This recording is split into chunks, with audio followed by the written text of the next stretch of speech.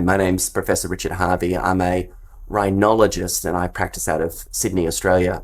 Being a rhinologist makes me part surgeon, but also an immunologist of the upper airway. Hi, my name is Dr. David Chin. I'm an ENT surgeon and rhinologist practicing in Singapore, and my focus is on conditions of nose and sinus. When patients first start mepolizumab, I like to actually see them after their first dose, so 4 weeks later for their second dose. There's a couple of things I look out for. I actually want to ask them if they've noticed any difference. I think we have to be very cautious with this. I'm looking for mucus, pressure, and smell recovery, not blockage resolution. And that's because if polyps are formed in the nose, I don't expect their nasal blockage to come good.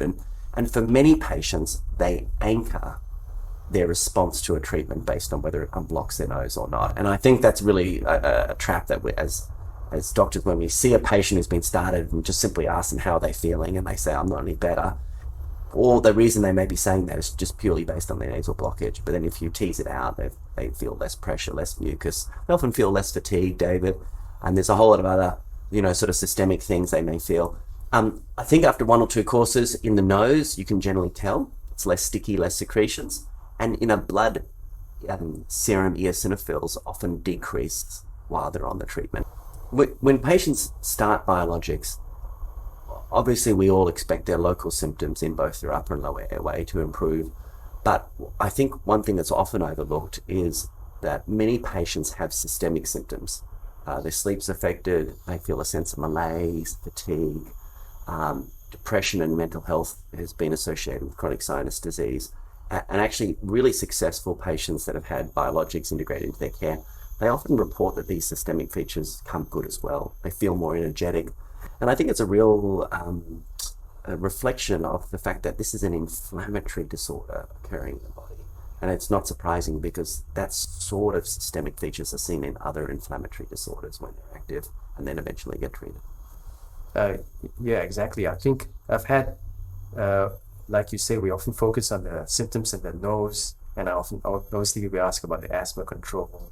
But I've had a patient who, for years before, he hasn't been able to, he likes to exercise, and he hasn't been able to do that, not just from a respiratory point of view, but in the last couple of months, he's returned to doing all of those things. He's gone back to the UK for long travels during summer. So I think his whole life has changed, and it was only a couple of months into the treatment that I was asking about what he has been doing that I realized that his life before treatment was essentially centered about all his symptoms from his disease, and 6 months later he was doing all these other things. It seemed like a big change for him. When patients are on biologics, the patients have to feel better. That's an important thing. I think they also need to show some sort of systemic response. It's nice to see eosinophils go down in the blood. That's a good sign. I think in the lungs, you'd like to see a lung function improve. You'd like to see expired nitric oxide levels decrease with treatment.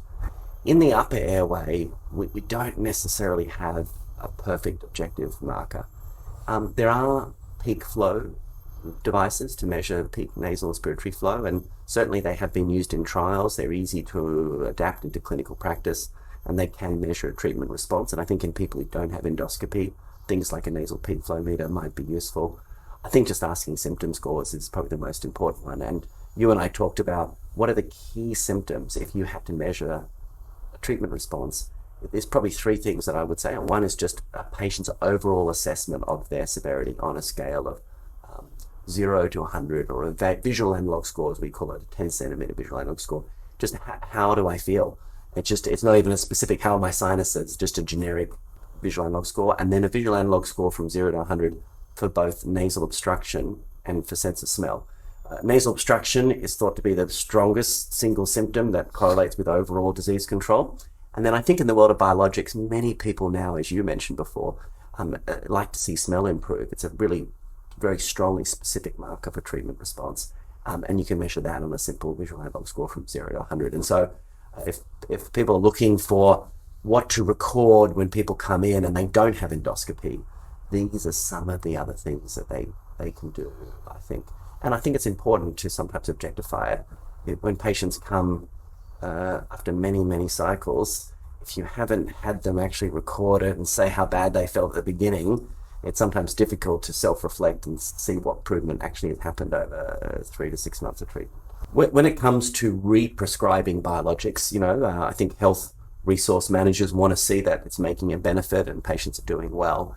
In the world of asthma, the Asthma Control Questionnaire, ACQ, is used.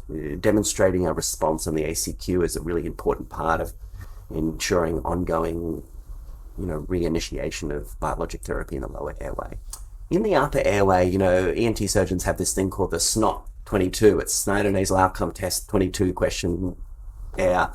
But it's very, very broad. It includes everything from throat, nasal, emotional symptoms, productivity symptoms. And look, it's quite a long questionnaire to fill in. For many guidelines around the world, the SNOT 22 has not been incorporated into guidelines to look at assessment of response for the purposes of reapplying to reinstigate biologic therapy as an ongoing therapy. People have fallen back on either endoscopy appearances, such as polyp reduction, or simple visual analog scales to assess either overall treatment response, overall symptom burden, or individual symptoms. And I think that's just an important thing to note, the difference between upper airway assessment and lower airway assessment.